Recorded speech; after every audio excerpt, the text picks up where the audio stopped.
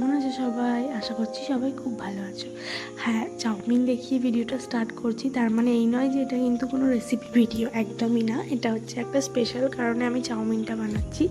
তো সেই স্পেশাল কারণটা শেয়ার করার জন্যই চাউমিনটা দেখানো। তো আজকে দেখো একদম সিম্পল ওয়েতে, যেমনভাবে আমরা স্কুল যেতাম মায়েরা চাউমিন বানিয়ে দিত, ডিম, বাদাম, তো সেই সব দিয়েই আজকে চাউমিনটা বানানো। মানে হুট করে প্ল্যান হলে বুঝতে পারো যেটাই হয়।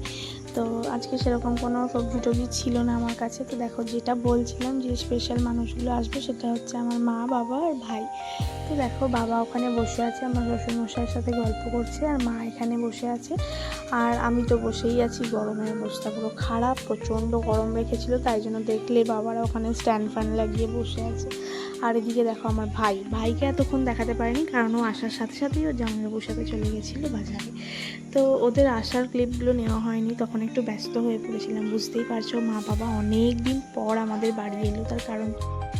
আর এখানে দেখো, এটা হচ্ছে রাতের সিন, মানে যে ঘরে এসি চলছে সেই ঘরে ভিড়টা দেখো, আর যে বাকি ঘরগুলো আমাদের সব ফাঁকা পড়ে আছে।